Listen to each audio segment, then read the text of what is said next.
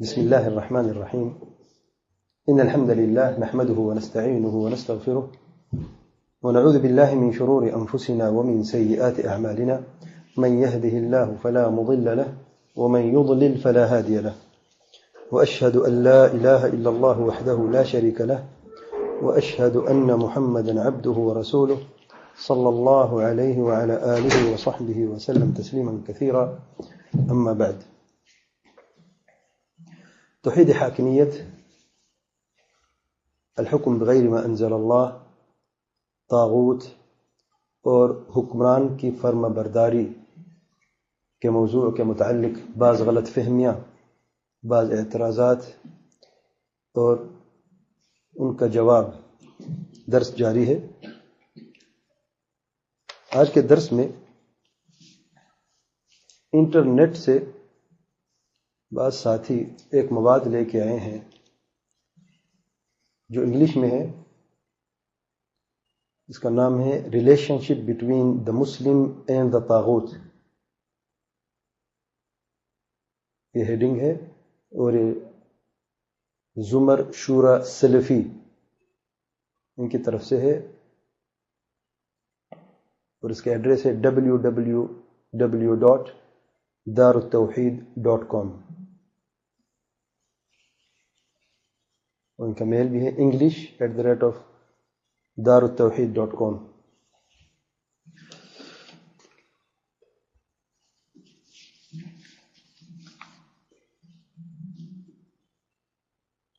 میں پہلے جو کچھ اس کے اندر ہے میں جلدی سے پوائنٹ کی صورت میں وہ بیان کرتا ہوں، پھر اس کے بعد ہم جواب جو ہے اپنے طریقے سے بیان کریں گے. یہ جو پیپرز ہیں نیٹ سے، یہ ٹوٹل 8+1 9 صفحات پر مشتمل ہے. 8 صفحے مواد کے ہیں اور ایک صفحہ جو ہے وہ کور کا ہے، تو ٹوٹل 9 صفحے بنتے ہیں. اور اس میں انہوں نے اپنی بات کا آغاز جو ہے اس طریقے سے کیا کہ آج کے دور میں جو سب سے سنگین مسئلہ ہے مسائل میں سے وہ ہے طاغوت کا مسئلہ، اور اس مسئلے کو اکثر لوگ جو ہے وہ جانتے نہیں ہیں. تو یہ جاننا بہت ضروری ہے کہ طاغوت کا معنی کیا ہے اور طاغوت کے ساتھ مسلمانوں کو کیا تعلق ہونا چاہیے اور ان لوگوں کے ساتھ کیا تعلق ہونا چاہیے جو طاغوت سے دوستی کرتے ہیں. تو یہ 3 چیزیں ہیں جو مقدمے میں یہاں پہ بیان ہوئی ہیں، لیکن معذرت کے ساتھ مجھے افسوس ہے کہ ان اوراق میں کہیں بھی طاغوت کی تعریف موجود نہیں ہے. طاغوت کسے کہتے ہیں کہیں پہ بھی نہیں ہے، اور طاغوت کے ساتھ کیا تعلق ہونا چاہیے اس پر تو تفصیل بیان کی ہے، اور ان لوگوں کے ساتھ کیا تعلق ہونا چاہیے جو حکمران سے دوستی، جو طاغوت سے دوستی رکھتے ہیں، اس میں بھی کچھ تفصیل بیان ہوئی ہے. اس میں ٹوٹل تقریباً 43 آیتیں ہیں اور 16 احادیث ہیں.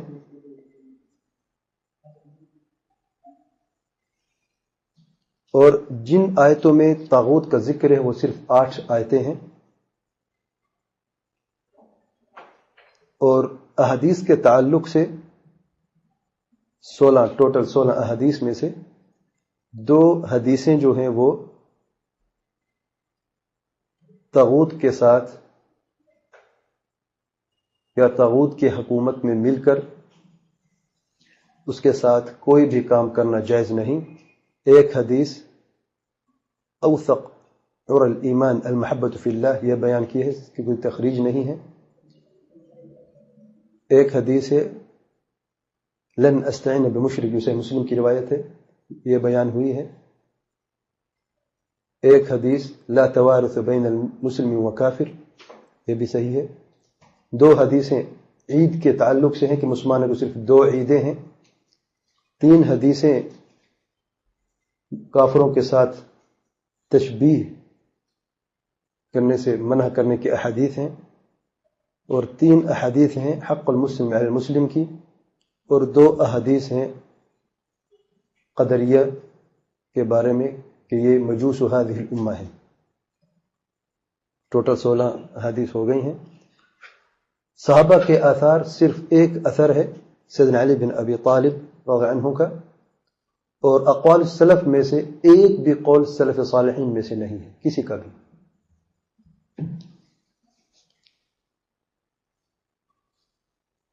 تو پہلے میں جو ہیڈنگز ہیں تقریباً کتنی میں نے دیکھی ہیں، 28 کے قریب ہیڈنگز ہیں، میں وہ 27 کے قریب ہیڈنگز ہیں، میں وہی بتاتا ہوں پہلے، پھر اس کا جواب مجمل جواب اور مفصل جواب بعد میں دیتے ہیں۔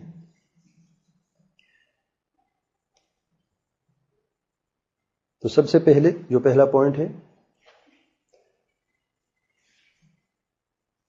الکفر بالطاغوت کا، کہ طاغوت کو جھٹلانا ہے، اور اس میں آیات کریمہ کو بیان کیا ہے۔ سورۃ البقرہ کی آیت لا اکراہ فی الدین قد تبین الرشد من الغی آخر تک، سورۃ البقرہ آیت نمبر 256۔ اس کے بعد سورۃ النساء آیت نمبر 51 بھی بیان کی ہے۔ ارشاد باری تعالیٰ ہے الم تر الی الذین اوتوا نصیبا من الکتاب یؤمنون بالجبت والطاغوت، نمبر 3 تیسری آیت بیان کی ہے سورۃ زمر آیت نمبر 17 میں۔ ارشاد باری تعالیٰ ہے والذین اجتنبوا الطاغوت ان یعبدوها وانابوا الی اللہ لهم البشرى فبشر عباد، نمبر 4 سورۃ المائدہ کی آیت نمبر 60۔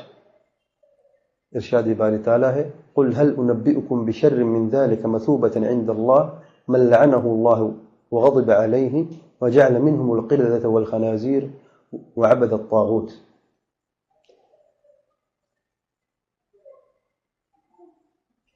یہ پہلا پوائنٹ تھا، اور یہ 4 آیتیں اس میں بیان کی گئی ہیں۔ دوسرا پوائنٹ ہے طاغوت کی نہ تصدیق کرنی چاہیے، اور نہ ہی اس کے ساتھ امانت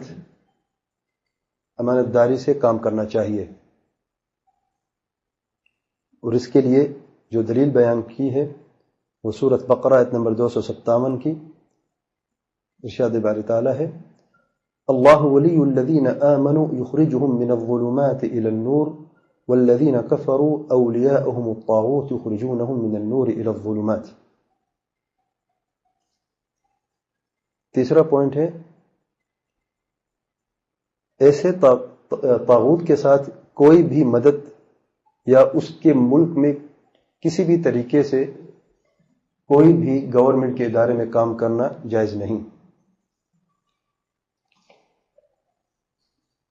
یہاں پہ تفصیل موجود ہے، میں نے صرف ہیڈنگ کے لحاظ سے یہ ہیڈنگ میں نے بیان کی، یہاں پر ہیڈنگ کوئی بھی نہیں ہے۔ یہ ہیڈنگ میں نے جو نچوڑ ہے اس کا وہ بیان کر رہا ہوں میں۔ اب مزید دیکھنا چاہے تو میں نے ویب سائٹ کا ایڈریس دے دیا، آپ وہاں پہ مزید دیکھ سکتے ہیں۔ اور اس کے لیے سورۃ النساء آیت نمبر 76 آیات کو بیان کیا ہے۔ ارشاد باری تعالیٰ ہے الذین آمنوا یقاتلون فی سبیل اللہ والذین کفروا یقاتلون فی سبیل الطاغوت۔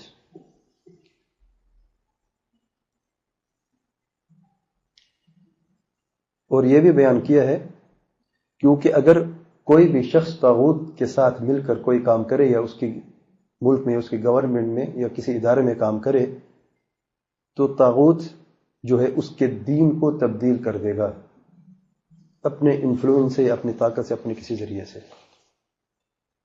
اور اس کے لیے 2 حدیثیں بھی بیان کی ہیں۔ پہلی حدیث جو ہے وہ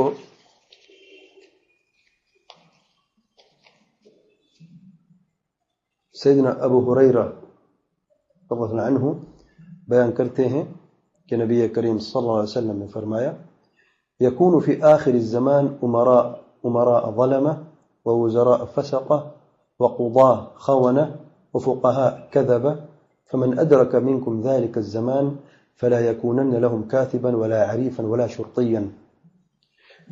یہاں پر جو ہے انگلش میں نے عربی میں جو نص ہے اس کو دیکھا ہے، عربی میں نے پڑھا ہے. یہاں پر لکھا ہے اسے ابن حبان، ابو یعلا اور طبرانی نے روایت کیا. نہ کوئی سند ہے اور نہ کوئی حدیث نمبر لکھی ہے. بڑی محنت اور مشقت کے بعد اس حدیث کو ڈھونڈتے ڈھونڈتے یہ پتہ چلا کہ یہ حدیث جو ہے یہ حدیث ضعیف ہے. جی ہاں. اور ارواء الغلیل میں حدیث نمبر 2665 میں علامہ البانی رحمۃ اللہ علیہ نے اس حدیث کے بارے میں فرماتے ہیں، کیونکہ یہ حدیثیں جو یہ دو ہی حدیثیں جس کا تعلق موضوع سے ہے، تو میں ابھی بہتر سمجھتا ہوں کہ اس کا جواب ابھی دے دوں. میں آگے چلتے جائیں گے آہستہ آہستہ.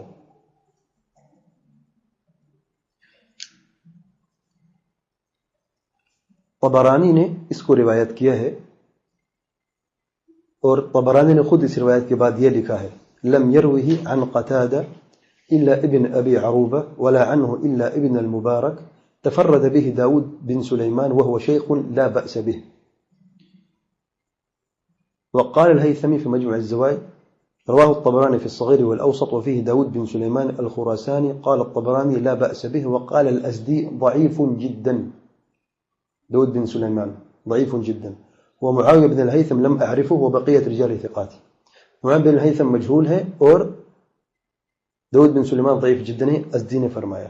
قلت، علامہ البانی فرماتے ہیں الظاهر من قول الطبراني تفرد به داود أن معاوية بن الهيثم لم يتفرد به، وقد تأكد ذلك برواية الخطيب.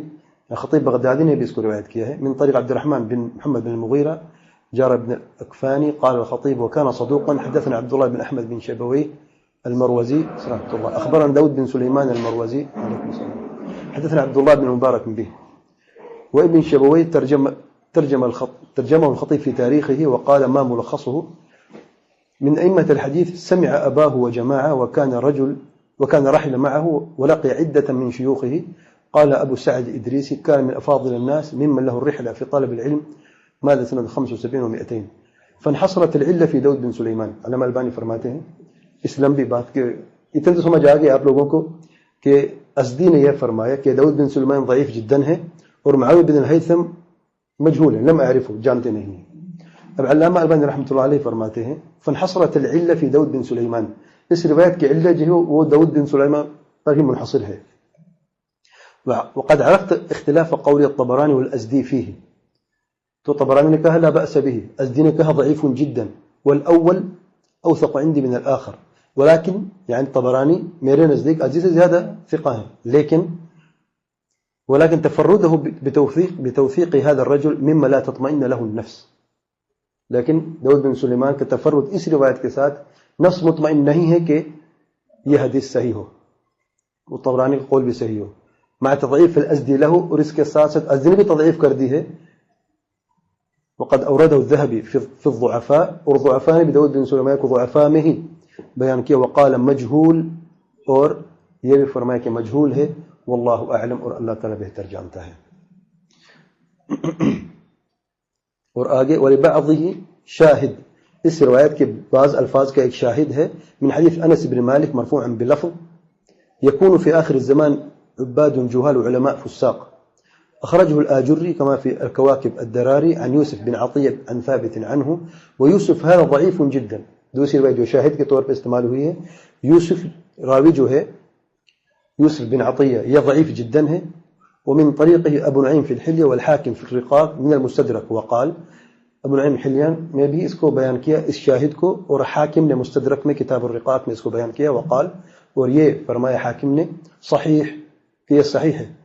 فشن علیہ الذهبی، تو امام ذہبی نے رد کیا حاکم کا اور یہ فرمایا فقال قلت یوسف ہالک، کہ یوسف تو ہالک ہے، تو کیسے صحیح ہے یہ روایت. وفی المیزان ان البخاری منکر الحدیث، اور امام بخاری کے نزدیک منکر الحدیث ہے. وساق له هذا الخبر.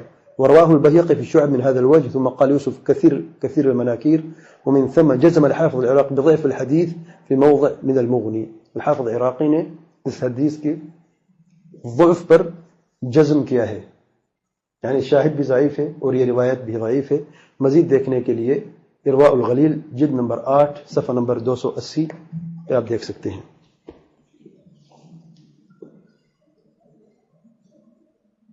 اور دوسری روایت بھی اسی طریقے سے جو تاریخ بغداد میں ہے، علامہ البانی نے اس کا ابھی تھوڑا سا اشارہ کیا ہے. دوسری روایت جو یہاں پر بیان ہوئی ہے وہ بھی اسی طریقے سے ہے، جہاں پر عریف کا لفظ ہے اور شرطہ کا لفظ ہے، تو یہ احادیث جو ہے اس طریقے سے یہ ضعیف ہے.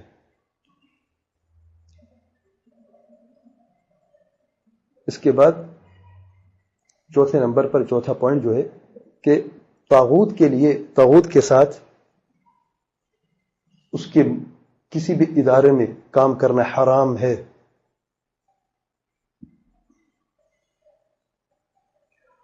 اور اس کے لیے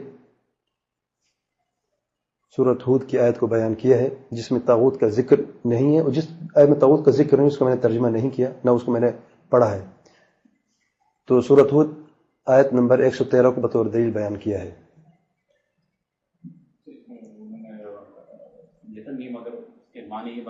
نہیں جیسے میں نے پہلے پڑھا ہے کچھ نہیں بن رہا. یہ آگے میں تفصیل بیان کروں گا انشاءاللہ. پھر حدیث میں نے تفصیل ابھی بیان کی کہ اس کا یہ وقت تھا، آگے میں صرف ہیڈنگ بیان کر رہا ہوں، تفصیل انشاءاللہ بیان کروں گا. نمبر 5، ایسے حکمران، میں حکم اس لیے کہہ رہا ہوں، بات آسان کر دوں میں، جتنے بھی 43 آیات ہیں جو میں نے بیان کی ہیں، جو یہاں پر لکھی ہوئی ہیں، سارے کی سارے آیات کو حاکم وقت کی طرف لے کے آئے ہیں. ساری آیات، اس لیے میں میرے منہ سے کبھی حاکم وقت نکل آتا ہے تو اصل میں وہ کہے طاغوت رہے، لیکن سارا کا سارا مواد حاکم کے بارے میں ہے، حاکم وقت کے بارے میں. تو اگر کبھی میں حاکم کہوں کبھی طاغوت کہوں تو آپ پریشان نہ ہو جانا، کیونکہ ان کا مقصد یہی ہے کہ حاکم ہی طاغوت ہے صرف. اور یہاں پر اس پورے ان پیپرز میں حاکم کے علاوہ کسی کا ذکر بھی نہیں ہے طاغوت کے لیے. ایک مرتبہ اگر شیطان کا ذکر ہو جاتا، جیسے سلف صالحین کی میں نے بات کی تھی کہ طاغوت کا معنی کیا ہے، اور تفصیل سے میں نے بیان کی ہے کہ دینار درہم بھی طاغوت ہے، شیطان بھی طاغوت ہے، بدکار لوگ بھی طاغوت ہیں. ایک مرتبہ بھی کسی کا ذکر نہیں سوائے حکمران کے. نمبر 5 لکھتے ہیں، ایسے حکمران کے ساتھ کام کرنا یا اس کے ملک میں کام کرنا لوگوں کے دل میں طاغوت کی محبت کو جگاتی ہے. تو اس لیے اس کے ساتھ طاغوت کے ساتھ کام کرنا حرام ہے، کسی صورت میں جائز نہیں ہے. اور اس کے لیے پھر وہی سورہ بقرہ کی آیت نمبر 257، اللہ ولی الذین آمنوا آخر تک، اور سورۃ نحل آیت نمبر 36 میں ارشاد باری تعالیٰ ہے، لقد بعثنا فی کل امۃ رسولا ان اعبدوا اللہ واجتنبوا الطاغوت. نمبر 6، التحاکم الی الطاغوت کفر، کہ حکمران کی طرف، طاغوت کی طرف کوئی بھی کسی قسم کے جو بھی مسئلے مسائل ہیں ان کی طرف لوٹ کر فیصلے کروانا، یہ بھی جائز نہیں، یہ بھی کفر ہے. اور اس کے لیے بطور دلیل سورۃ نساء آیت نمبر 60 کو بیان کیا، یریدون ان یتحاکموا الی الطاغوت. نمبر 7، طاغوت کا نظام ہی، سسٹم ہی اس کا دین ہے. وہ اس کو دین ہی سمجھتا ہے، جو اس کا سسٹم اس نے قانون بنایا ہے اسی کو اپنا دین سمجھتا ہے، اسی پر اپنا سارا وقت لگاتا ہے، اپنی ساری محنت اسی پہ صرف کرتا ہے، لوگوں کو اس پہ مجبور کر دیتا ہے. نمبر 8، جس نے بھی اللہ تعالیٰ کا کوئی حق طاغوت کو دے دیا جو اللہ تعالیٰ کے لیے خاص ہے تو یہ کفر ہے. طاغوت کو کوئی ایسا حق نہیں دینا چاہیے. پھر یہاں پر وہی آیت سورۃ النساء آیت نمبر 51 اور 52 بیان کی، اور اور یہ مکرر ہے، بعض آیتیں مکرر بار بار آ رہی ہیں.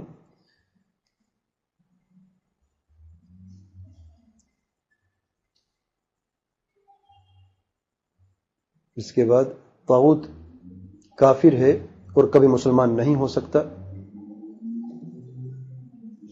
یہ بیان کیا ہے.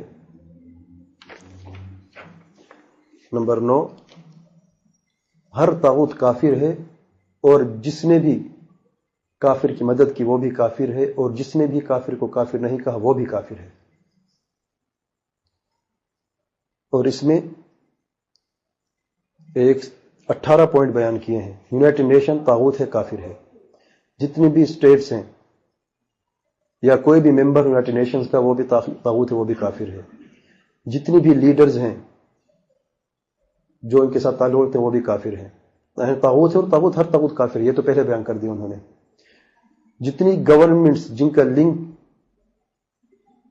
یونائٹڈ نیشن سے ہے، ان کے پارلیمنٹ، ان کے ممبرز، منسٹرز وغیرہ سارے وہ بھی طاغوت وہ بھی کافر ہیں. جو آفیشلز ہیں ان گورنمنٹس میں وہ بھی کافر ہیں. جو پولیٹیکل پارٹیز ہیں ان گورنمنٹس میں وہ بھی کافر ہیں، طاغوت ہیں. جو ان کے اسسٹنٹ ہیں یا آفیشل یا کوئی بھی پولیٹیکل پارٹی چاہے حکومت میں ہو یا خارج ہو وہ بھی کافر ہیں، وہ بھی طاغوت ہیں. جو ان کو ووٹ دیتے ہیں وہ بھی طاغوت ہیں، وہ بھی کافر ہیں. جو لائرز ہیں، ایڈوکیٹس ہیں، وکیل وغیرہ جو بھی ان کی حمایت کرتے ہیں وہ بھی کافر ہیں. جو جج ان کے ساتھ کام کرتے ہیں وہ بھی کافر ہیں. پولیس والے، فوجی وغیرہ سارے وہ بھی طاغوت ہیں، وہ بھی کافر ہیں. The religious leaders who support and justify these laws، علماء سراطن جن کو کہتے ہیں. جتنے بھی علماء آج امت میں موجود ہیں جو طاغوت کو طاغوت نہیں کہتے، اس کی حکمرانی کے اندر رہ کر بھی اس کے ملک میں رہتے ہیں اور اس کو طاغوت نہیں کہتے، اس پر کفر کا فتویٰ نہیں لگاتے، وہ بھی طاغوت ہیں، وہ بھی انہیں کے ساتھ شامل ہیں، وہ بھی کافر ہیں. جو بھی پیسے والے لوگ ہیں، تاجر ہیں، جو ان کے ساتھ مل کے کام کرتے ہیں وہ بھی کافر ہیں، وہ بھی طاغوت ہیں. جو ان گورنمنٹس کے اداروں میں رہتے ہیں، کام کرتے ہیں یا ان کے ساتھ دیتے ہیں وہ بھی طاغوت ہیں. جو کہ سپورٹ کرتے ہیں وہ بھی طاغوت ہے، وہ بھی کافر ہے. جو دوستی رکھتا ہے دشمن ملکوں سے، کافر ملکوں سے، مسلمانوں کے خلاف وہ بھی طاغوت ہے، وہ بھی کافر ہے. Those who do not تکفیر، آخری پوائنٹ، جو ان کو کافر نہیں کہتا وہ بھی کافر ہے.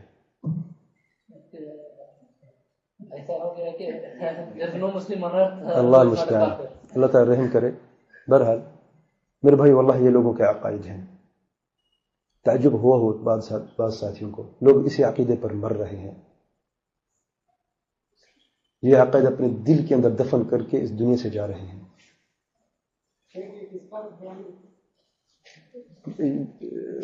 یہ نیٹ میں آئے ہیں، اس میں نے بتایا شروع میں، تھوڑا سا لیٹ آئے ہیں، وہ ریکارڈنگ میں ہے، آپ سن لینا. آخر میں بتا دوں گا دوبارہ آخر میں یاد دہانی کے لیے. 10واں پوائنٹ ہے طاغوت سارے کافر ہیں کیونکہ وہ کافروں سے مدد لیتے ہیں. اور اس کے لیے نبی کریم صلی اللہ علیہ وسلم کی حدیث لن استعین بمشرک، کہ میں کسی مشرک سے مدد نہیں لوں گا، صحیح مسلم کی روایت میں یہ بات بیان ہوئی ہے. اور اگلے دروس میں انشاءاللہ ایک یہ غلط فہمی ہے، اس کے لیے خاص جواب ہوگا. لیکن اتنا سن لیں کہ کافر کے ساتھ کیا مدد لینی چاہیے یا نہیں، اس کو جائز قرار دیا ہے امام شافعی نے، امام احمد بن حنبل نے عند الضرورہ، اور ان کے علاوہ شیخ بن باز، شیخ بن عثیمین نے بھی ان کے فتاوی موجود ہیں. ضرورت کے وقت کافر سے بھی مدد لی جا سکتی ہے. اور تفصیل انشاءاللہ جب یہ غلط فہمی میں بیان کروں گا تو اس کو میں تفصیل سے بیان کروں، کہاں کہاں پر کس عالم نے یہ بات کی، حوالے کے ساتھ کوٹ کروں گا انشاءاللہ میں.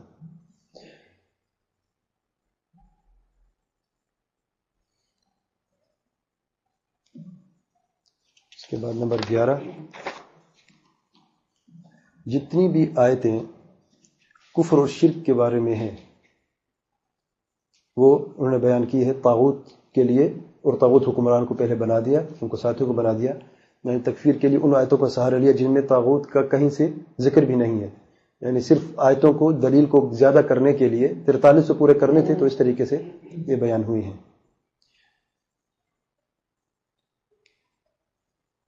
نمبر 12، طاغوت لا یرث ولا یورث، طاغوت جو ہے نہ وہ وارث بن سکتا ہے، نہ اس کا کوئی وارث بن سکتا ہے.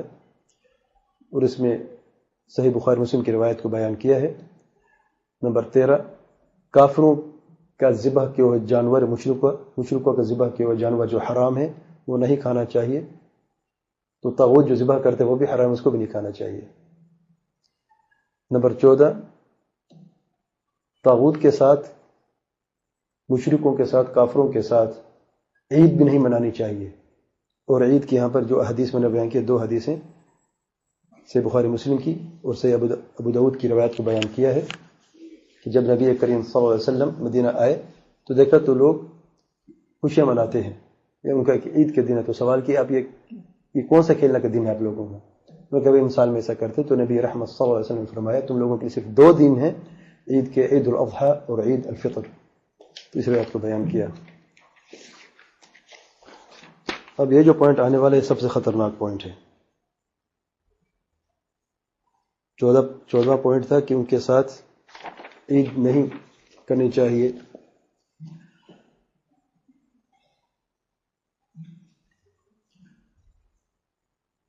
تو اس میں تاصیل ہو رہی ہے، یعنی ذہن سازی ہو رہی ہے، جسے برین واش کہتے ہیں، کیونکہ مقصد کچھ اور ہے جس طرف ہم جا رہے ہیں. اور دیکھنا کس طریقے سے جو اس کو پہلے پڑھے گا بغیر اس جواب کے تو اس کا ذہن ایک دفعہ صاف ہو جائے گا کہ واقعی یہ جو ہو رہا ہے یہ تو بالکل صحیح ہو رہا ہے. لیکن تھوڑا سا اگر آپ اس کو سمجھیں گے، شریعت ترازو پہ تولیں گے تو بات واضح ہو جائے گی. تو کافروں کے ساتھ عید بھی نہیں کر سکتے، ٹھیک ہے. اس کے بعد کافروں کے ساتھ مشابہت کرنا بھی جائز نہیں، حرام ہے. پھر اس کے لیے حدیث بیان کی ہے.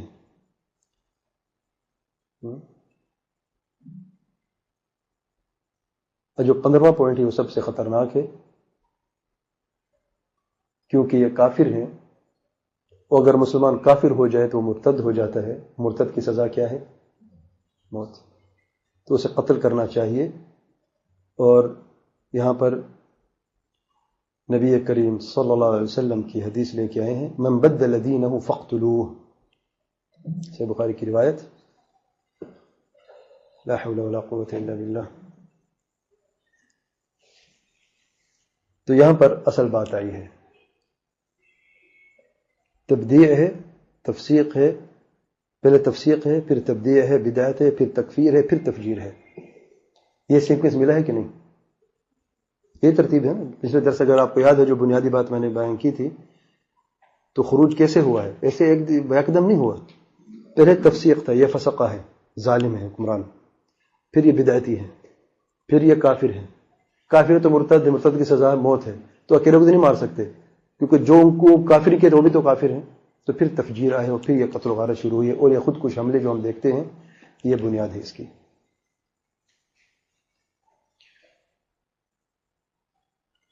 اس کے بعد پھر تھوڑا سا گرمی کو ٹھنڈا کر دیا تھوڑا سا. پھر لکھتے ہیں کہ ان کے پیچھے نماز پڑھنا بھی جائز نہیں. اور تعجب کی بات ہے کہ سب سے برا حکمران امت میں جو آیا ہے جس کا تصور ہوتا ہے وہ ہے حجاج بن یوسف الثقفی، جس نے صحابہ کرام میں سے سیدنا عبداللہ بن زبیر کو قتل کیا. کہاں پہ کیا؟ حرم کے اندر، کعبے کے قریب. اور کعبے پر منجنیق بھی مارا اس شخص نے، کعبے کی دیوار کو بھی توڑا. اور اس کے بعد سیدنا عبداللہ بن زبیر کو حرم کے دروازے کے اندر جو لٹکا دیا، 3 دن تک ان کی لاش لٹکی رہی. اس کے باوجود بھی سیدنا عبداللہ بن عمر بن الخطاب رضی اللہ عنہ ان کے پیچھے نماز پڑھتے تھے. سیدنا انس بن مالک اس کے پیچھے نماز پڑھتے تھے. کسی صحابی نے یہ نہیں کہا یہ کافر ہے، فاسق ہے، فاجر ہے، ظالم ہے، اپنی جگہ پہ ہے. لیکن نبی کریم صلی اللہ علیہ وسلم کے جو پیغام تھا، جو حکم تھا، جو نصیحتیں تھیں حکمرانوں کے بارے میں، وہ اچھی طرح سمجھتے تھے. اس لیے اشعث میں جو میں نے بیان کیا تھا پچھلے دروس میں، اور آپ ساتھیوں کو یاد ہے، اس فتنے میں ایک بھی صحابی نہیں تھا. تابعین میں سے بعض علماء تھے لیکن صحابہ میں سے کوئی بھی نہیں تھا. بعض کا نام ہے لیکن حق بات یہ ہے کہ وہ ان سے بری ہیں. صحابہ میں سے کوئی بھی نہیں تھا ان کے ساتھ. بہرحال پوائنٹ نمبر 18، اگر مر جائے تو ان پر نماز پڑھنا بھی جائز نہیں ہے، حرام ہے. نمبر 19، یہ قدری ہیں، تقدیر کے منکر ہیں. پتہ نہیں یہ کہاں سے لیا، مجھے نہیں پتا. اور یہ دلیل لے کے آئے ہیں کہ یہ مجوس هذه الامہ ہے. قدری جو ہے مجوس هذه الامہ، جو تقدیر کا منکر ہے. نبی کریم صلی اللہ علیہ وسلم نے فرمایا کہ اس امت کے مجوسی ہیں. نمبر 20، ان پر رحمت کی دعا کرنا بھی جائز نہیں، کیونکہ کافر ہیں، طاغوت ہے، تو کیا ضرورت ہے مرنے کے بعد رحمہ اللہ بھی نہیں کہہ سکتے۔ نمبر 21 طاغوت مشرک ہیں، مسجد حرام میں ان کا داخلہ منع ہے، صرف کوئی بھی طاغوت اگر عمرے کے لیے حج کے لیے تو اس کو روکنا چاہیے، اللہ کے گھر کو پاک کرنا چاہیے ان کافروں سے۔ نمبر 22 ان کے ساتھ کوئی بھائی چارہ نہیں ہے، ان کے ساتھ کوئی بھی بھائی چارگی نہیں ہے، کیونکہ وہ کافر ہیں اور ہم مسلم ہیں تو ان کے ساتھ یہ بھی رشتہ ختم ہو گیا۔ نمبر 23 طاغوت منافق ہیں اور منافقین درک الاسفل من النار ہے، تو جہنم کی تہ میں سب سے پہلے منافق ہیں، پھر ان کے اوپر کافر ہوں گے، پھر مشرک، پھر اس طرح کے دوسرے بدکار لوگ۔ تو یہ منافق ہیں، طاغوت جو ہے منافق ہیں، اور یہ ان کا درجہ کافروں سے بھی نیچے ہے جہنم میں۔ نمبر 24 دنیا اور آخرت میں کسی مسلمان کی فلاح اس وقت تک نہیں ہو سکتی جب تک کہ وہ طاغوت کے ساتھ کفر نہ کرے، طاغوت کو جھٹلائے نہیں۔ نمبر 25 جو شخص طاغوت سے کفر نہیں کرتا، طاغوت کا انکار نہیں کرتا، تو اس کی سزا یہ ہے کہ اسے اللہ تعالی بندر اور خنزیر بنا دیتا ہے۔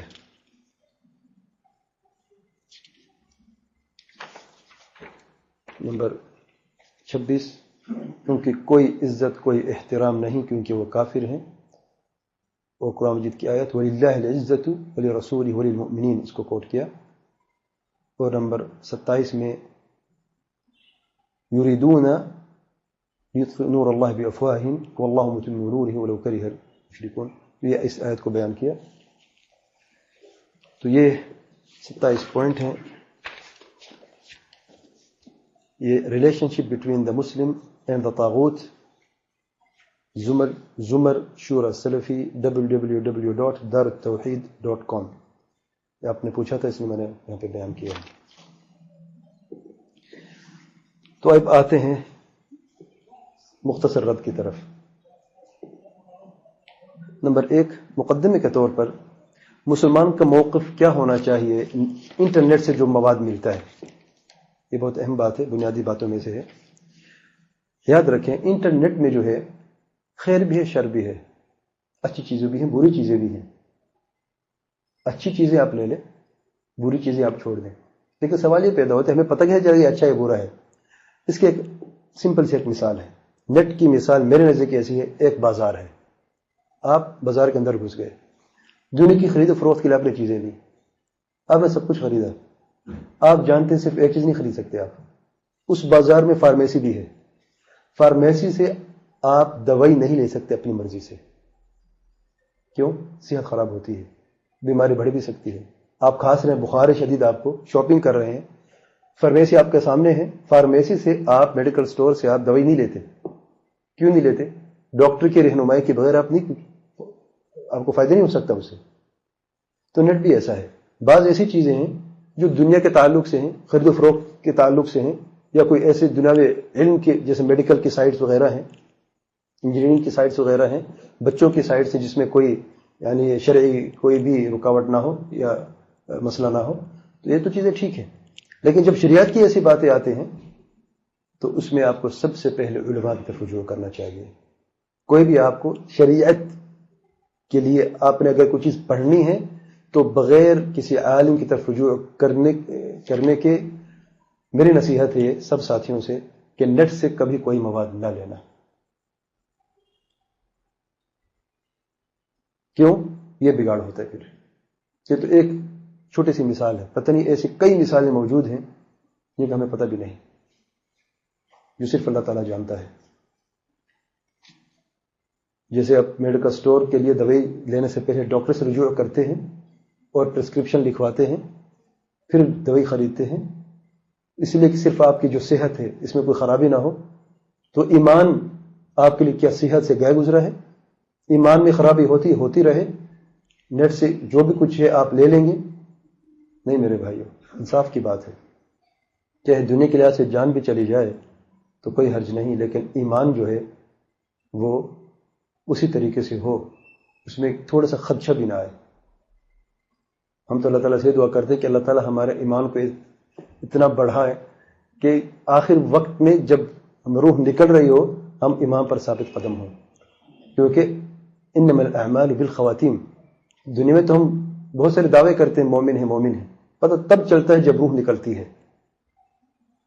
اس لیے جس انسان نے ایمان میں اپنی زندگی گزاری ہے ساری، تو اس کے ثابت قدم تو ہوتے ہیں، لیکن جس نے لوگوں کو دکھاوے کے لیے یہ سارے کام کیے ہیں تو اس کے قدم ڈگمگا جاتے ہیں. اور یہ اللہ تعالیٰ کا انصاف ہے.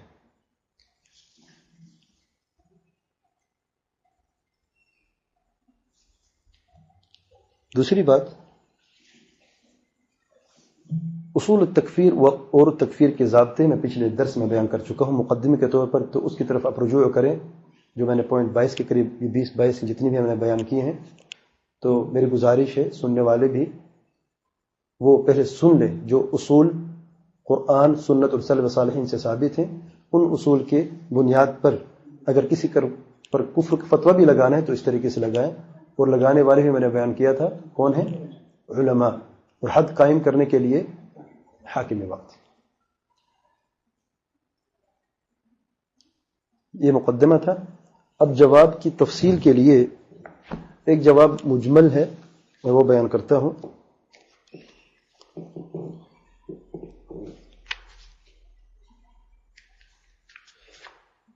پہلی بات یہ ہے کہ نیٹ پہ جو مواد آتے ہیں اس طریقے سے، ان کے بارے میں پہلی بات جو بنیادی بات ہے اچھی طرح سمجھ لینا چاہیے کہ خبر کے تثبت بہت ضروری ہے. کیا یہ خبر صحیح ہے یا جھوٹی ہے؟ کیونکہ ہر خبر بھی صحیح نہیں ہوتی. اور خاص طور پر جب جن مسائل میں تکفیر کی بات ہو اور یہ سنگین مسئلہ ہے، اس میں تو زیادہ ہی احتیاط کرنی چاہیے. تو التأکد من صحت الخبر سب سے پہلی بنیادی بات ہے. اور اس کی دلیل میں ارشاد باری تعالیٰ ہے، اعوذ باللہ من الشیطان الرجیم، یا ایھا الذین آمنوا ان جاءکم فاسق بنبأ فتبینوا ان تصیبوا قوما بجہالۃ فتصبحوا علی ما فعلتم نادمین. سورۃ الحجرات آیت نمبر 6. اللہ تعالیٰ نے ایمان والوں کو ایمان کے وصف سے، ایمان کی صفت سے بلایا ہے، آگاہ کیا ہے.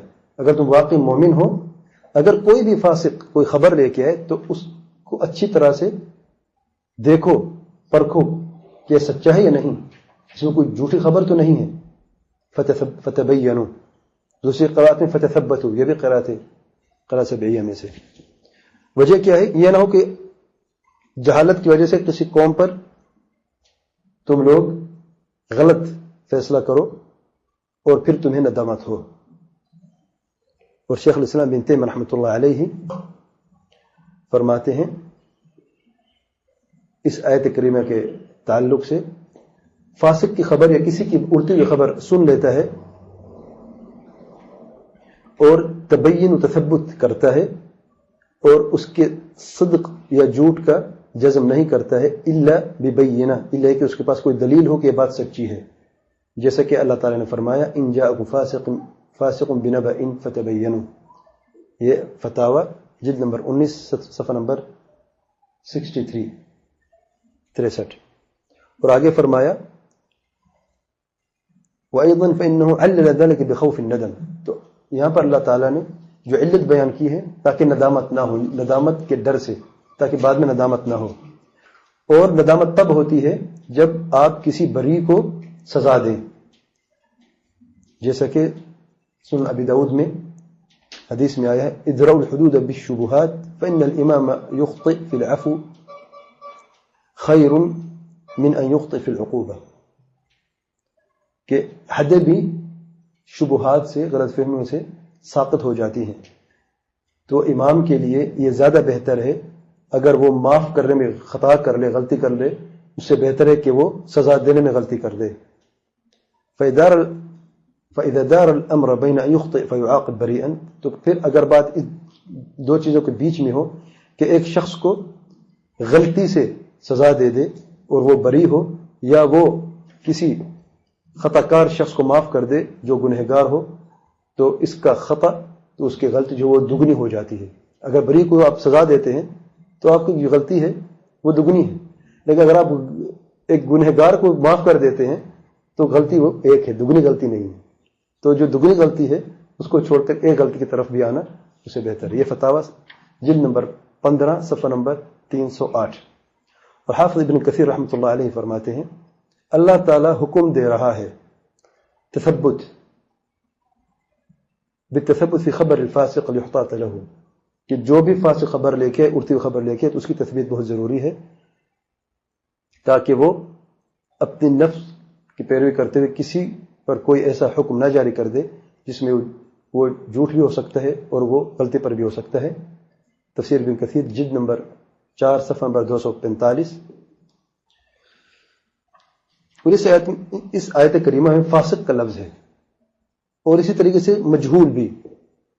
ایک فاسق کی خبر اڑتی ہوئی آئی ہے، آپ جانتے ہیں فاسق ہے، اور ایک مجہول شخص ہے، آپ جانتے نہیں، اب یہ نیٹ سے آیا ہے، یہ کون ہے جانتے نہیں ہم لوگ، کس نے لکھا ہے یہ بھی نہیں جانتے. ہاں تو مجہول بھی اسی کی طرح تثبیت بہت ضروری ہے.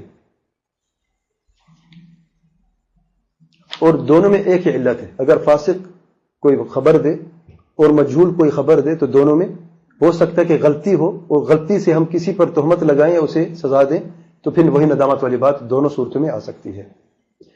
اس میں دوسرا اصل یہ ہے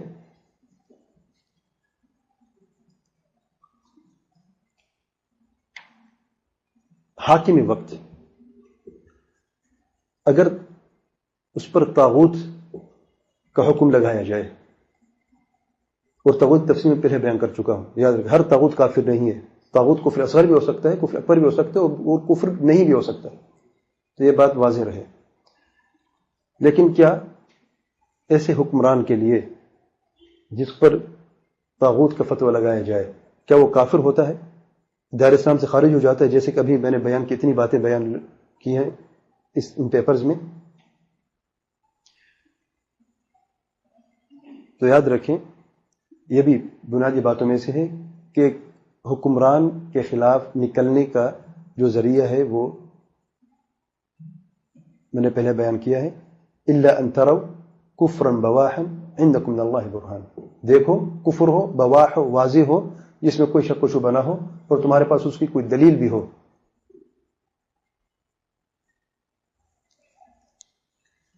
اور اس کے ساتھ ساتھ جو شرطیں پہلے بیان کی ہیں، حاکم وقت کے خلاف اگر وہ اس کا کفر بھی واضح ہو جائے تو کب اس کے خلاف نکلنا چاہیے، کب نہیں نکلنا چاہیے، یہ بھی میں پہلے بیان کر چکا تھا.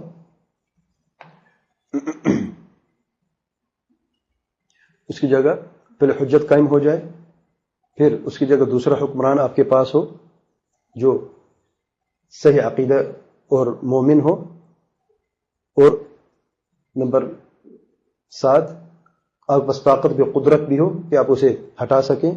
نمبر 8 کہ اس کو اتارنے میں کوئی مفسدہ زیادہ نہ ہو، کیونکہ اس کو اتارنا تو اچھی بات ہے، مصلحت ہے، لیکن ایک مفسدہ ہے جو اس مصلحت سے زیادہ ہے کہ قتل و غارت ہوتی ہے، عام لوگوں کا جو خون ریزی ہوتی ہے اور امن و امان کا خاتمہ ہوتا ہے. تو بہتر ہے اگر ایسی حالت ہے، ایسی صورت ہے تو اس کے خلاف قدم نہ بڑھایا جائے. اور یہ نقولات تفصیل سے پہلے بیان کر چکا ہوں تو اس کی طرف آپ رجوع کر سکتے ہیں.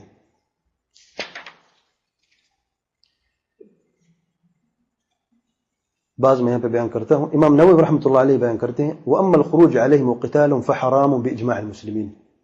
حکمرانوں کے خلاف نکلنا اور ان کی خلاف جنگ کرنا حرام ہے بِإِجْمَاعِ الْمُسْلِمِينَ وَإِنْ كَانُوا فَسَقَ ظَالِمِينَ، اگرچہ وہ فاسق ہوں اور ظالم ہوں. وَقَدْ تَظَاهَرَتِ الْأَحَادِيثُ عَلَى مَا ذَكَرْتُهُ، جو میں بیان کر رہا ہوں کہ یہ حرام ہے، بہت سارے احادیث اس میں آئی ہیں. وَأَجْمَعَ أَهْلُ السُّنَّةِ، اور اہل سنت کا اجماع ہے انه لا ينعزل السلطان بالفسق، فسق اور بدکاری کی وجہ سے سلطان کو نہیں اتارا جاتا. یہ شرح صحیح مسلم جزء نمبر 11 اور 12 صفحہ نمبر 432 میں، حدیث نمبر 4748 کی شرح میں. اور حافظ بن حجر رحمۃ اللہ علیہ بھی بیان کرتے ہیں، فرماتے ہیں قال ابن بطال فرماتے ہیں وفي الحديث حجة على ترك الخروج على السلطان ولو جار، اور حدیث میں حجت ہے سلطان کے خلاف نکلنے سے اگرچہ وہ فاجر ہو یا وہ ناانصافی کرتا ہے. وقد اجمع الفقهاء اور فقہا کا اجماع ہے علی وجوب طاعت السلطان المتغلب والجہاد معه، اور اس میں فقہا کا اجماع ہے ایسے حکمران کی فرما برداری واجب ہے جو غلبے کی طاقت سے، اپنے غلبے سے، اپنے طاقت سے جس نے حکمرانی لے لی ہے اور وہ حاکم بن گیا ہے، اور اس کے ساتھ جہاد کرنا بھی واجب ہے۔ یہ نہیں کہیں گے کہ یہ تو بدکار ہے، خود اس کے ساتھ جہاد نہیں کرتے ہم لوگ، نہیں۔ وَأَنَّ طَاعَتَهُ خَيْرٌ مِّنَ الْخُرُوجِ عَلَيْهِ، اور ایسے حکمران کی فرما برداری اس سے بہتر ہے کہ ہم اس کے خلاف نکلیں، لما فی ذلک من حق الدماء وتسکین الدہماء، اس کے ساتھ ایسا سلوک کرنے سے، یعنی اس کے خلاف نہ نکلیں اور اس کی فرما برداری کرنے سے جو فائدہ ہوتا ہے امت کو وہ یہ ہے کہ خون ریزی رک جاتی ہے اور امن و امان کی حالت پھیل جاتی ہے۔ وحجتهم هذا الخبر وغيره مما يساعده، اور ان کی حجت یہی حدیث ہے اور جو جیسے دوسری حدیثیں ہیں۔ ولم يستثن من ذلك، اور اس میں سے صرف ایک ہی چیز کو استثناء کیا ہے، الا اذا وقع من السلطان الكفر الصريح، الا یہ کہ اس حکمران سے کفر صریح آ جائے، تب تو پھر جو میں نے بھی شرطیں بیان کی اس کے مطابق بیان کریں۔ اور یہ فتح الباری جلد نمبر 13 صفحہ نمبر 9 حدیث نمبر 7054 7054 کی حدیث کی شرح میں یہ باتیں بیان ہوئی ہیں۔ اور شیخ بن باز رحمۃ اللہ علیہ اس اجماع کے بارے میں فرماتے ہیں فَإِذَا أَمُرُ بِمَعْصِيَةٍ فَلَا يُطَاعُونَ فِي الْمَعْصِيَةِ، اگر وہ معصیت کا حکم دیں تو وہاں پر ان کی کوئی بات نہیں مانی جائے گی، لیکن لا يجوز الخروج عليهم بأسبابها، اس کے باوجود بھی اگر معصیت کا حکم دیں ہم کو نہیں مانیں گے، معصیت حکم دے تو نہیں مانیں گے ہم، لیکن کیا خروج کرے؟ نہیں، ہرگز نہیں، ان کے خلاف نکلنا جائز نہیں ہے اگرچہ وہ معصیت کے اسباب بھی موجود ہوں۔ یہ فتاوی ابن باز جلد نمبر 8 صفحہ نمبر 202۔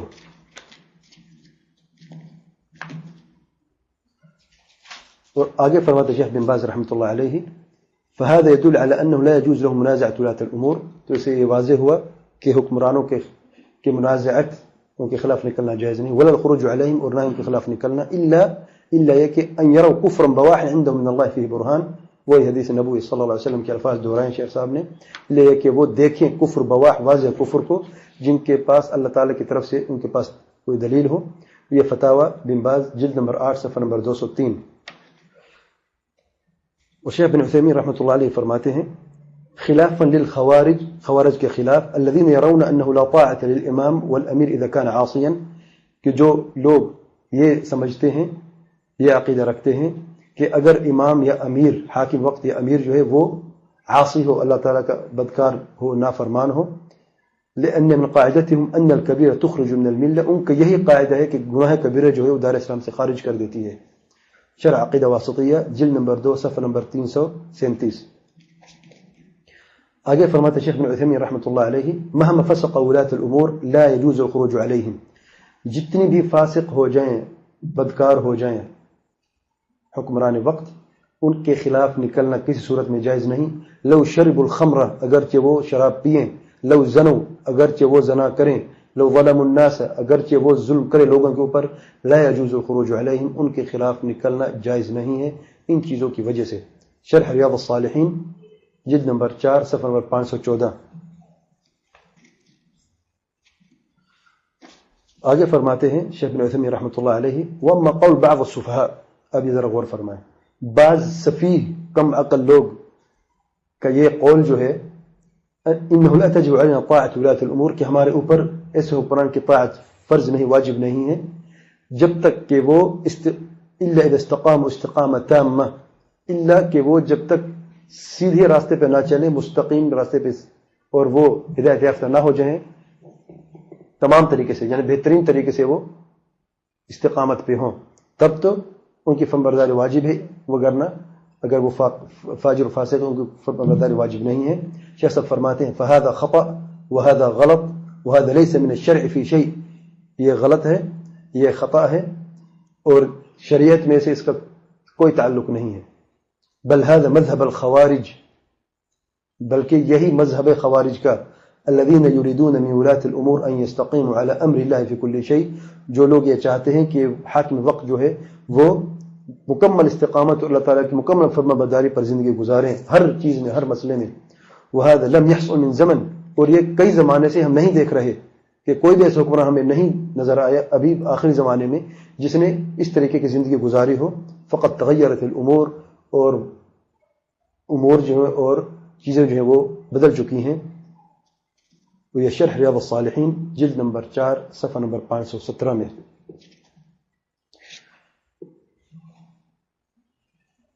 دو تین قول اور بھی ہیں، اتنا کافی ہے، سمجھدار کے لیے اشارہ کافی ہے. بس مزید دیکھنے کے لیے شیخ ابن عثیمین کے اقوال، شرح ریاض الصالحین جلد نمبر 5 صفحہ نمبر 269 to 69، اور شرح ریاض الصالحین جلد نمبر 3 صفحہ نمبر 333.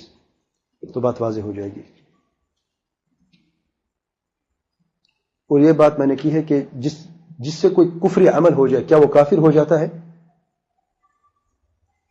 یا کوئی موانع بھی ہوتی تکفیر کی، جیسے میں نے پہلے بیان کی شرطیں بھی موانع بھی ہیں. تو یہ بھی مد نظر رکھنا چاہیے. اگر طاغوت ہے، آپ سمجھتے کہ طاغوت ہے، اس میں کوئی شک نہیں، جس نے اللہ تعالیٰ کے فیصلے کے خلاف فیصلہ کیا وہ طاغوت ہے، میں نے پہلے ہی بیان کیا ہے. لیکن کیا وہ کافر کفر اکبر ہے یا نہیں، تو یہ اور مسئلہ ہے، اس کو بھی سمجھنا چاہیے. ان پیپرز میں ہر حکمران طاغوت ہے، جس نے نافرمانی کی وہ بھی طاغوت ہے، جس نے کافر دوستی کی وہ بھی طاغوت ہے، جس نے ان کو حکمران مانا وہ بھی طاغوت ہے، جو ان کو ووٹ دیتے وہ بھی طاغوت ہے. آخر تک لمبی لسٹ جو میں نے بیان کی ہے. تو آئیے دیکھتے ہیں یہ بات کہاں تک منصفانہ ہے.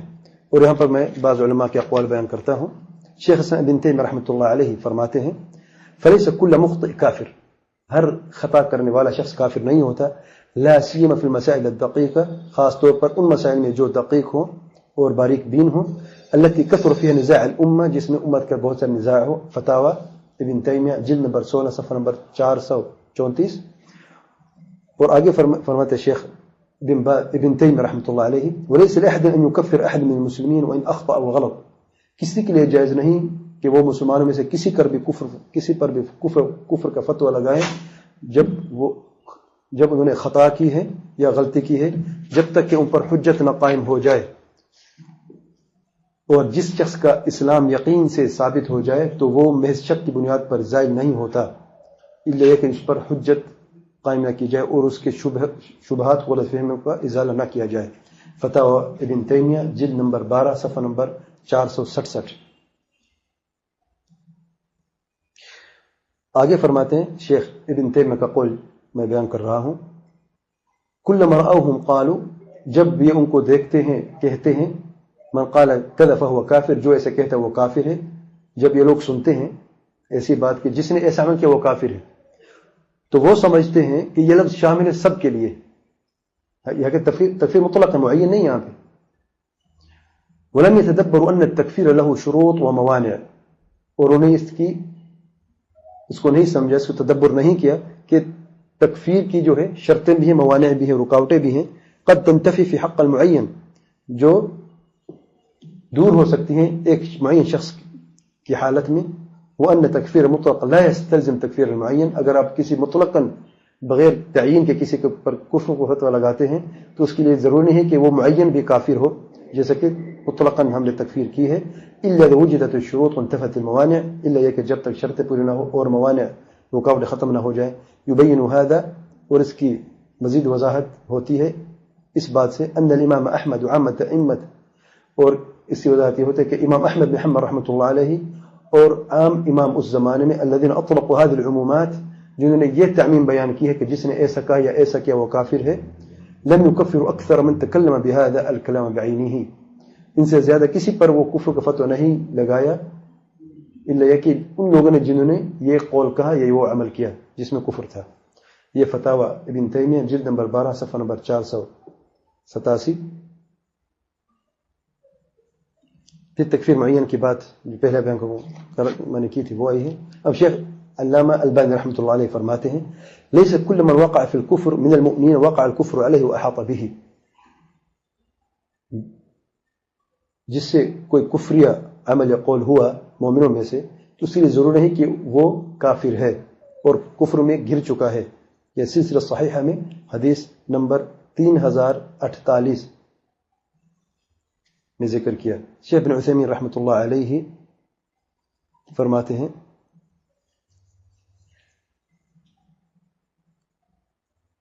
سوال کیا گیا هل يعتبر الذين لا يحكمون القرآن والسنة ويحكمون الشرائع الفرنسية والإنجليزية كفارا؟ کیا جو لوگ قرآن اور سنت کے مطابق فیصلہ نہیں کرتے بلکہ وہ فرینچ اور انگلش قانون کا نفاذ کرتے ہیں، کیا وہ کافر ہیں؟ شیخ صاحب جواب دیتے ہیں، شیخ ابن عثیمین رحمۃ اللہ علیہ، هذا يحتاج الى النظر،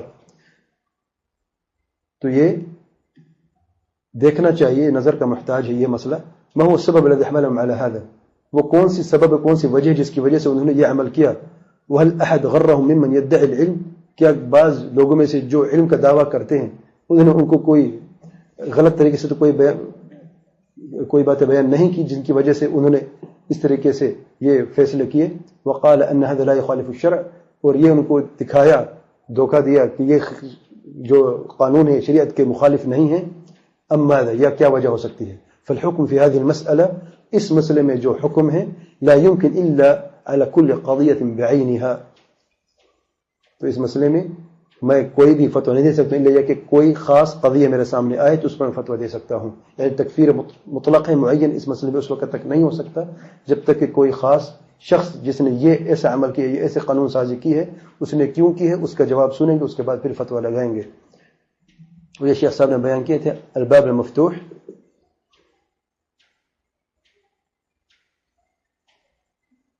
پہلے لقاء میں سوال نمبر 31 میں یہ بات بیان کی.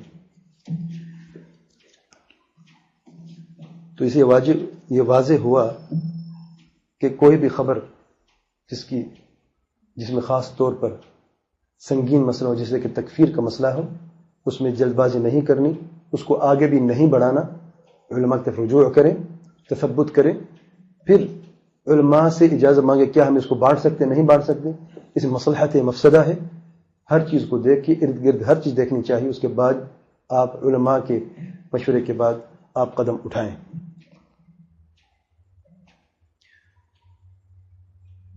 دوسری بات منہج خوارج اور ان کے اصول عامہ میں نے پچھلے درس میں بیان کیے تھے، اور جو میں نے یہاں سے پڑھا ہے کتنی یکسانیت آپ کو نظر آتی ہے. یعنی قرآن سے زیادہ دلائل لینا موجود ہے، علماء سلف کی طرف نہ پلٹنا. علماء سلف میں سے کسی کا قول نہیں ہے، صحابہ کرام میں صرف سیدنا علی بن ابی طالب کا ایک قول بیان کیا ہے بس، علماء سلف کا ایک بھی قول نہیں ہے. جو آیتیں یہاں پہ بیان ہوئی ہیں، 43 آیتیں بیان ہوئی ہیں، ایک بھی آیت کی تفسیر کسی معتبر کے ساتھ کتاب سے نہیں ہے. کاش میں یہاں پہ دیکھتا تفسیر ابن کثیر، تفسیر ابن جریر طبری، ایک بھی آیت میں آپ دیکھیں، نیٹ کو کھولیں، اس کو پڑھیں، ایک بھی آیت کی تفسیر کسی معتبر عالم نے نہیں کی. جتنی بھی آیت ہے خود استنتاج کیا جس نے یہ لکھا ہے. اب لکھنے والا کون ہے؟ ڈاکٹر ہے، انجینئر ہے، ویٹرنری ڈاکٹر ہے، کیا چیز ہے ہم نہیں جانتے. کسی کا نام نہیں لکھا ہوا، کسی کا نام نہیں لکھا ہوا، اللہ اعلم. لیکن یہاں پر دار التوحید لکھا ہے تو ہمارے لیے کہ ہم مسلمان بھائی ہیں، ہم دور نہیں جاتے. لیکن میں یہ گزارش کرتا ہوں جنہوں نے یہ بانٹا ہے یا اس کو دیکھا ہے، بھئی آپ کہتے ہیں کہ دعویٰ کرتے کہ ہم سلفی ہیں، اور جب میرے دروس تھے بریلیت پہ تو کافی ساتھیوں نے پسند کیے الحمدللہ، اور کہا کہ بھئی اچھا رد ہے اس میں، اچھا جواب ہے اس میں، نصیحت کی بات ہے. تو وہی بات میں یہاں پہ بیان کر رہا ہوں. اگر وہ اچھی تھی تو یہ غلط کیوں ہے؟ اگر بریلوی غلطی پہ تھے، یعنی دیکھیں بات یہ نہیں ہوتی کہ یہاں پر 43 آیتیں ہیں، 16 حدیثیں ہیں، کیا یہ کافی نہیں؟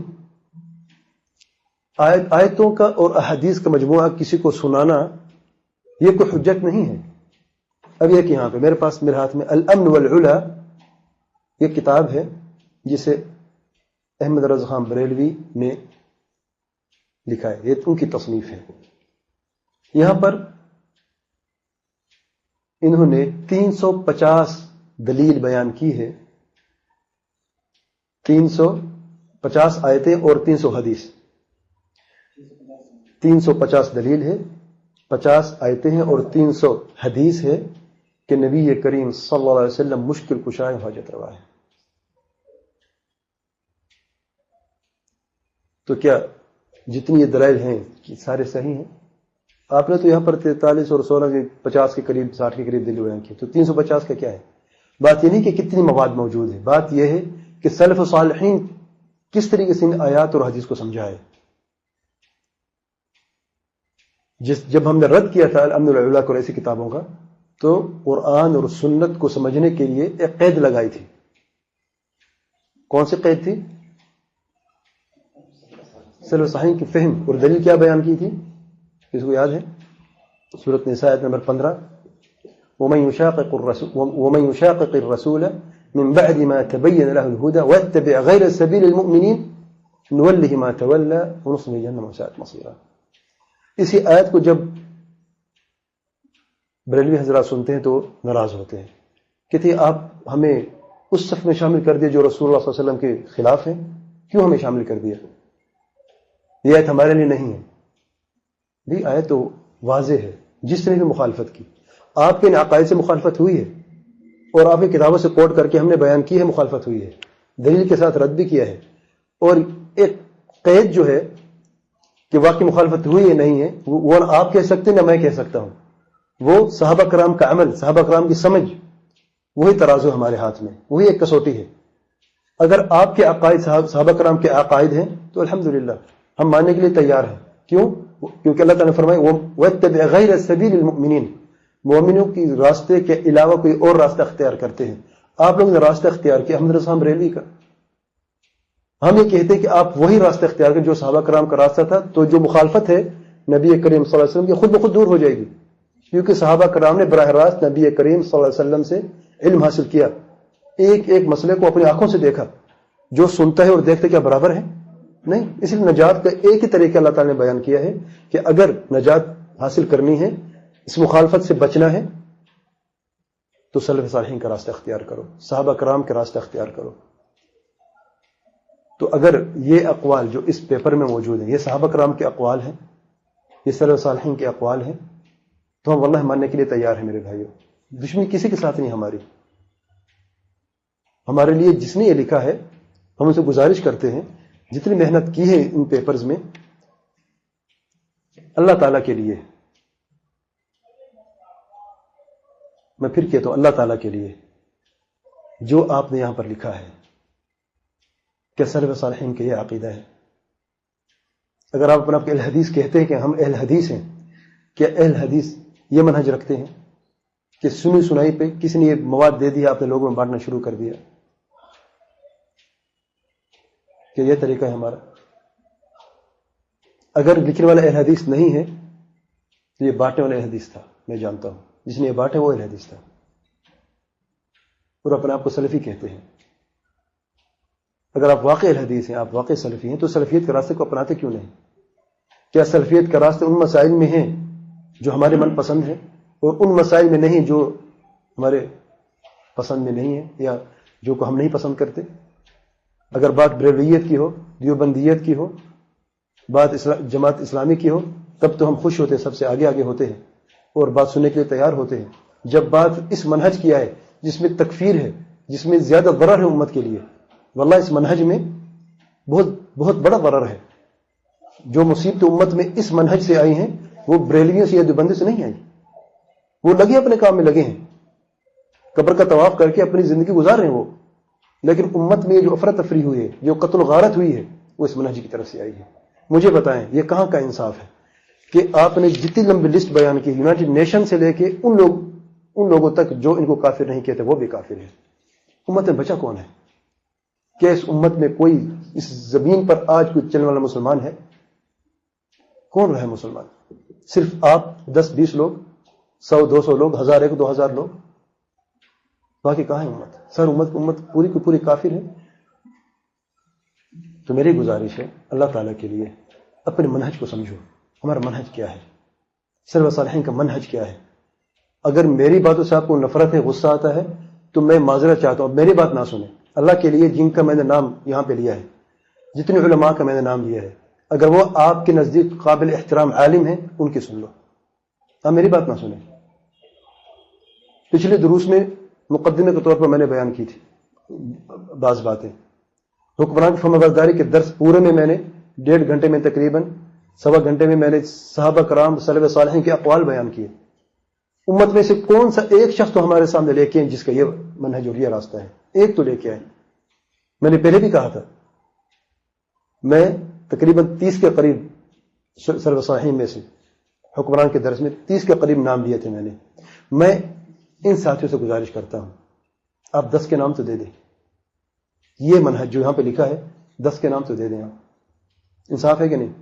اب 30 کہاں اور 10 کہاں؟ تو 10 تو آ جائیں، لیکن کہیں نہیں ملیں گے۔ وجہ اگر ملتے تو آج یہاں پہ موجود ہوتے، یہاں پہ ضرور لکھا ہوتا ہے، مجھے کہنے کی ضرورت بھی نہ پڑتی کہ بھائی یہاں پہ کیوں نہیں لکھا آپ لوگوں نے۔ جو چیز موجود ہے تو وہ سب سے پہلے چیز لکھی جاتی ہے، جب موجود نہیں تھی تو ان چیزوں کا سہارا لینا پڑا۔ صرف قرآن مجید کی آیت اور 43 آیتوں میں سے صرف 8 آیتوں میں طاغوت کا ذکر ہے، اور ان میں 3 مرتبہ ایک آیت 2 آیتوں کو مکرر لکھا ہے، اور باقی آیتیں ہیں کفر اور شرک کے بارے میں، ان کو بھی حکمران کی طرف زبردستی سے چپکا دیا ہے۔ حدیث کے تفصیل میں نے بیان کی ہے، کس طریقے سے حدیث کو انہوں نے بیان کیا ہے۔ 2 حدیثیں ہیں صرف اس تعلق سے حکمران کے ساتھ مدد نہیں کرنی چاہیے، اور دونوں ضعیف ہیں، اور میں تفصیل بیان کی ان کی۔ باقی حدیث جو ہے مشابہت نہ کرو کافروں کی، اب قرآن سے اس کا کیا تعلق ہے؟ مشابہت تو قرآن کے لیے بھی جائز نہیں، ہمارے لیے بھی جائز نہیں، سب کے لیے جائز نہیں ہے۔ کافر کے ساتھ عید بھی نہیں کرنی، وہ وارث بھی نہیں ہو سکتا، اس پیچھے نماز بھی نہیں پڑھنی۔ آہستہ آہستہ آہستہ آپ مسلمانوں کو کس اسٹیج پہ کھڑا کر دیا؟ آج یہ جوان جو 14 15 سال 17 سال کی عمر میں اپنا بلاسٹ کر رہے ہیں، ان کو جنت کا خواب دکھا دکھا کے آپ لوگ جو یہ کام کر رہے ہیں، یہ برین واش کیسے ہوئی؟ اس طریقے سے ہوئی میرے بھائیوں، یہ برین واش ہے۔ سب سے پہلے فاسق ہیں، بدعتی ہیں، آہستہ آہستہ ان کو بدعتیں کہاں پر ہیں؟ طاغوت ہیں، اللہ تعالیٰ کی نافرمانی کرتے ہیں، اللہ تعالیٰ کے فیصلے کے خلاف فیصلہ کرتے ہیں، کافر ہو گئے۔ ہر طاغوت کافر ہے، کس طریقے سے وہ کافر ہیں؟ آہستہ آہستہ پھر کافر کی سزا کیا ہے؟ موت ہے۔ ممد الذین فقتلوہ، کون قتل کرے گا میرے بھائی؟ امت والے یہ جوان لوگ قتل کریں گے؟ اچھا قتل جو کرتے ہیں قرآن تک کون بول سکتا ہے؟ وہاں تک کیسے؟ سیکیورٹی ہے، فوجی ہیں، پولیس ہے، لوگ ہیں، جلسے میں ایک دو لوگ تو نہیں ہوتے بھائی۔ جس نے ووٹ دیا وہ بھی کافر ہے، جس نے اس کو کافر کہا وہ بھی تو کافر ہے نا۔ تو کیا فرق پڑتا ہے کہ قرآن کافر کو مار تو یا 100 مر جاتے ہیں باقی اس کے ساتھ، سب تو کافر ہے میرے بھائی۔ آج ہمیں ضرورت ہے کہ ان غلط عقائد کو اپنے دل سے نکال دیں، اس سے پہلے کہ موت آ جائے، اور واللہ موت کا فرشتہ سب کے قریب ہے، ہمیں نہیں پتا کہ ہم کب مرتے ہیں۔ اگر ان عقائد کو اپنے سینے میں لے کے ہم چلے جائیں اس دنیا سے، اپنے رب کو کیا منہ دکھائیں گے؟ ہم کیا کہیں گے اللہ تعالیٰ کو؟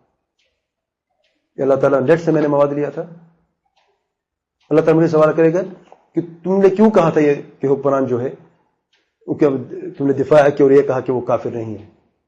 میں کیا کہوں گا؟ وَمَن يُشَاقِقِ الرَّسُولَ وَيَتَّبِعْ غَيْرَ سَبِيلِ الْمُؤْمِنِينَ نُوَلِّهِ مَا تَوَلَّىٰ وَنُصْلِهِ جَهَنَّمَ وَسَاءَتْ مَصِيرًا۔ اللہ تعالیٰ مومنوں کا راستہ یہی تھا، آپ کا حکم تھا، مومنوں کے راستے کو میں نے دیکھا، مجھے یہی ملا ہے، صحابہ کرام کے اقوال، سلف صالحین کے اقوال، مجھے یہی ملا ہے۔ لیکن جب آپ سے سوال ہوگا آپ کیا کہیں گے؟ نیٹ سے میں نے مواد لیا تھا، کیا انٹرنیٹ ہی رہ گیا ہمارے لیے فیصلہ کرنے کے لیے، ہمارے عقائد کو درست کرنے کے لیے انٹرنیٹ ہی رہ گیا بس؟ امت کے سارے علماء کہاں گئے ہیں؟ کوئی عالم نہ رہا؟ عالم ہے تو سب سلاطین کے بکے ہوئے عالم ہیں، جو شخص یہ بات کرے وہ بکا ہوا ہے۔ پھر امت میں سے کون ہے جو بکا ہوا نہیں ہے؟ کیا نعوذ باللہ صحابہ کرام بھی بکے ہوئے تھے؟ کیا نعوذ باللہ حسن بصری جیسے، سعید بن مسیب جیسے عظیم تابعین بکے ہوئے تھے سارے؟ کون رہا ہے امت میں؟ مجھے بتائیں، اس راستے پہ چلنے والے کسی کا نام تو ہمیں بتائیں۔ تو بات میرے بھائی جذبات کی نہیں ہے۔ شیخ ابن عثیمین رحمۃ اللہ علیہ فرماتے ہیں العواطف عواصف، بات سمجھیے، عواصف، یہ جو ایموشنز ہیں یہ آندھیاں ہیں، بات ایموشنز کی نہیں ہے۔ واللہ ہمیں بھی پتا ہے کہ جو ہو رہا ہے، جو حکمران امت پہ کر رہے ہیں وہ اللہ تعالیٰ کا حکم نہیں ہے، ہم جانتے ہیں، بدکاری کر رہے ہیں، بہت غلط کر رہے ہیں، فسق اور ظلم کر رہے ہیں، لیکن اس کا جواب دے وہ خود ہیں۔ جو اپنے رب میں وہ کوتاہی کر رہے ہیں ان کو جواب وہ دیں گے۔ میں ان کی غلطی سے کیوں غلطی کروں؟ ان کا سوال، ان کا جواب میں نے نہیں دینا، میں نے اپنا جواب دینا ہے۔ مجھ سے سوال کیا جائے گا تم نے کیا کیا، کیا جواب ہوگا؟ انٹرنیٹ سے میں نے مواد لی، اس لیے میں نے ان کو کہا کافر ہے، اس لیے میں نے دوسرے مسلمانوں کو بھی قتل عام کر دیا، یہ جواب ہوگا؟ یا یہ جواب ہوگا کہ نبی رحمت صلی اللہ علیہ وسلم نے فرمایا میرے بعد تم لوگ دیکھو گے ایسے حاکم آئیں گے جو دوسرے لوگوں پر تم پر بہتری کریں گے اور تم سے تمہارا حق چھینیں گے۔ تو کیا کہے یا رسول اللہ صلی اللہ علیہ وسلم؟ صحابہ کرام نے سوال کیا، نبی رحمت صلی اللہ علیہ وسلم نے فرمایا اصبروا، صبر کرو۔ کب تک صبر کرے؟ حتی تلقونی علی الحوض، اس وقت تک صبر کرو جب تک کہ میرے ملاقات حوض کوثر پہ نہیں ہوتی. حوض کوثر دنیا میں آئے گا کیا؟ مرنے کے بعد میدان محشر میں. تو آج ہم بھی یہی کہتے ہیں. ہم جانتے ہیں جو کچھ کر رہے ہیں حکمران ظلم ہے، لیکن ہم صبر کریں گے جب تک کہ نبی رحمت صلی اللہ علیہ وسلم کا سامنا نہیں ہوتا حوض کوثر پر. اور آخر میں کیونکہ بات انصاف کی ہے، اس کا مطلب نہیں کہ حکمران جو کچھ کر رہے ہیں وہ ٹھیک ہے. تو میری گزارش حکمرانوں سے بھی ہے، جو ان کے دور میں کام کرتے ہیں ان سے بھی ہے، کہ اللہ تعالیٰ کے لیے اب وقت آ گیا ہے کہ اپنے علماء کی طرف رجوع کریں، علماء حق کی طرف رجوع کریں، ان سے مشورہ کریں کہ آج امت جہاں پر موجود ہے، امت میں جو ذلت ہے، جو مصیبت امت پر آج موجود ہے، ان کو کیسے ظاہر کیا جائے.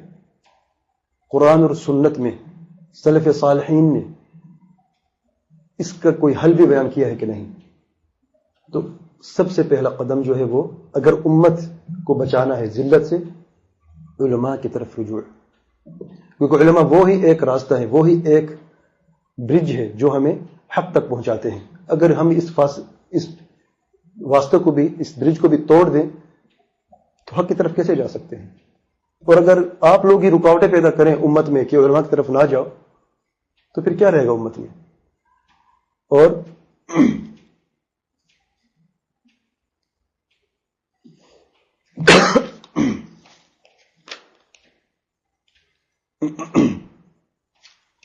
اور دوسری گزارش یہ ہے کہ خود مختاری کی طرف آئیں.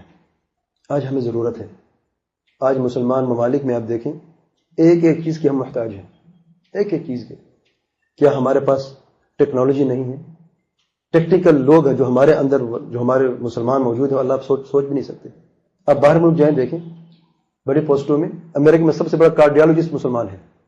انگلینڈ میں دیکھیں کتنے بڑے ڈاکٹر انجینئر موجود ہیں وہاں پہ. یہ لوگ کیوں باہر گئے ہیں؟ ان کو تحفظ نہیں ہے، امن و امان نہیں ہمارے ملکوں میں.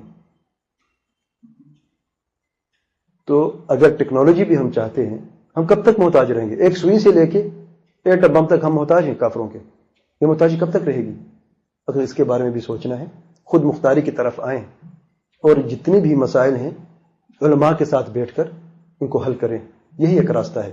نبی رحمت صلی اللہ علیہ وسلم ہمیشہ مشورہ کرتے صحابہ کرام سے.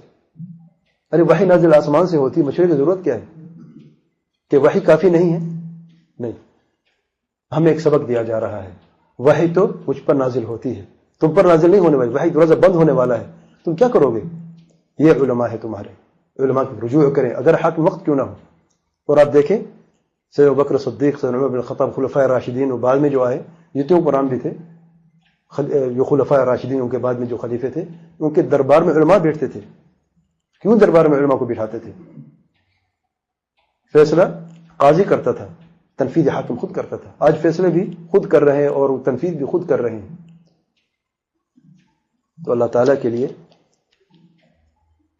اپنی اس امت کو ان مصیبتوں سے نکلنے کے لیے تعاون کرے اور اپنے علماء کی طرف رجوع کرے. اور آخر میں جو عام لوگ ہیں ان کے لیے بھی ایک نصیحت اور ایک پیغام ہے اور ایک گزارش ہے. آپ یہ سمجھ لیں کہ آج امت ذلیل ہے، پریشان ہے، مصیبتیں ہیں امت پر، دشمن نے اسے ہلاک کر دیا ہے، جان، عزت اور مال محفوظ نہیں ہے، اور حکمرانوں نے اس امت کو بیچ دیا ہے. یہ سوچ ہے عوام الناس کی. اگر یہ سوچ ہے اپنی جگہ پر، اگر یہی سمجھتے ہیں، تو کیا شریعت نے اس کا کوئی راستہ بھی دکھایا ہے یا نہیں؟ کب ہمیں اللہ تعالی نصرت عطا فرمائے گا؟ کب ہم اس عزت کو پالیں گے جو صحابہ کرام کے دور میں عزت موجود تھی؟ کب ہماری گردنیں اور ہمارا سر اوپر ہوگا اور ہم عزت کی زندگی گزار سکیں گے؟ میں چند آیات آپ کے سامنے پیش کرتا ہوں، اپنی بات ختم کرتا ہوں. ارشاد باری تعالیٰ ہے، ان ينصركم الله فلا غالب لكم وان يخذلكم فمن ذا الذي ينصركم من بعده. اگر اللہ تعالیٰ تمہیں کامیاب کرنا چاہے، تمہاری نصرت کرنا چاہے، تو تم پر کوئی غالب نہیں ہو سکتا، نہ یہ کافر دشمن اور نہ قریبی دوست. کوئی بھی آپ پر غالب ہو ہی نہیں سکتا، کہے تم اکیلے ہو، کہے تم پوری امت کیوں نہ ہو. اور اگر تمہیں اللہ تعالیٰ بے عزت کرنا چاہے تو وہ کون سی ذات ہے جو تمہیں کامیاب کرے گی اللہ تعالیٰ کے علاوہ. دوسری آیت میں اللہ تعالیٰ فرماتا ہے ان تنصروا اللہ ینصرکم، اگر تم اللہ تعالیٰ کی نصرت کرو اللہ تعالیٰ تمہاری نصرت کرے گا. کیا اللہ تعالیٰ کو تمہاری نصرت کی ضرورت ہے؟ اللہ تعالیٰ کے دین کی نصرت کرو اللہ تعالیٰ تمہاری نصرت کرے گا. اللہ تعالیٰ کے دین کو بلند کرو اللہ تعالیٰ تمہیں بلند کرے گا. آج دین کی طرف واپس کیوں نہیں آئے؟ امت والے جو عوام الناس ہیں آج توبہ کرو. قبر پرستی کرو آج توبہ کرو. کیوں قبر پرستی سے توبہ کیوں نہیں کرتا؟ آخر کیا مشکل ہے؟ بدعتی اپنے بدعت کو چھوڑنے کے تیار کیوں نہیں ہے؟ جن کے مال اور دولت سودی کاروبار میں لگے ہیں وہ اپنے نکالنا اپنی اس مال دولت کو سود سے کیوں نجات نہیں دیتے؟ امت کا خلاص جو ہے کیوں نہیں اپنا ہاتھ بٹاتے تاکہ اس امت کو جو ہے اس ذلت سے اور ان بدکاریوں سے دور کر دیں. تو جتنی بھی بدکار لوگ ہیں اپنی طرف سے، میں اپنے آپ سے شروع کرتا ہوں، جتنی بھی ہم غلطیاں ہیں کوتاہیاں، ہم غلطیوں سے ڈوبے ہیں میرے بھائی، سب میں غلطیاں ہیں. ہم خود رجوع کر اللہ تعالیٰ کے، ہم سب مل کے توبہ کریں، اللہ تعالیٰ کے دین کی نصرت کریں. اللہ کی قسم اللہ تعالیٰ کے جو ہے اس امت کو پھر سے وہی نصرت عطا فرمائے گا جو صحابہ کرام کے دور میں تھی اور خلفائے راشدین کے دور میں تھی. لیکن اگر ہم ایسا نہیں کریں گے، اپنے ہوا نفس کے پیچھے بھاگتے رہیں گے، اپنی زندگی قرآن سنت اور سلف صالحین کے راستے کو چھوڑ کر اپنی منمانی کی اور اپنی مرضی سے کرنا شروع کر دیں گے تو اللہ تعالیٰ کے یہ فرمان بھی سن لیں. اللہ تعالیٰ فرماتے ہیں وَكَذَلِكَ نُوَلِّ بَعْضَ الظَّالِمِينَ بَعْضًا بِمَا كَانُوا يَكْسِبُونَ. تو یاد رکھنا. اور اسی طریقے سے اللہ تعالیٰ فرماتا ہے ہم ان لوگوں کو ظالموں کے حوالے کر دیں گے جن اپنے اوپر ظلم کیا اور برائیاں کمائی. آج امت میں کتنے لوگ ہیں جو اچھے کام کر رہے ہیں، برے کام کریں گے تو اس کا نتیجہ برا ہوگا. اچھا نتیجہ برے کام کا کبھی نہیں ہوتا. اور یہ برا نتیجہ جو ہمارے برے کاموں کا ہے وہ ہمارے اللہ تعالیٰ نے ہمارے ساتھ پر یہ حکمران ظالم حکمرانوں کو بٹھا دیا ہے. اور اللہ تعالیٰ نے فرمایا ہے ان اللہ لا یغیر ما بقوم حتى یغیروا ما بانفسهم. اللہ تعالیٰ اس وقت تک کسی قوم میں تبدیلی نہیں لاتا جب تک کہ یہ قوم اپنے آپ کو تبدیل نہ کر دے. اگر یہ قوم ہے بری ہے، اچھائی کی طرف قدم بڑھایا ہے اور اچھی ہو گئی ہے، صالح اعمال کرنا شروع کر دیا، توبہ کی ہے اللہ تعالیٰ سے، تو اللہ تعالیٰ ان کی حالت کو تبدیل کر دے گا. بے عزتی سے عزت، مصیبتوں سے نجات، ضعف سے قوت اور طاقت. لیکن اگر اچھی قوم ہے اور بدکاریاں شروع کر دی ہیں آہستہ آہستہ تو عزت سے ذلت، طاقت سے ضعف اور کمزوری. یہ اللہ تعالیٰ کا قانون ہے میرے بھائیوں.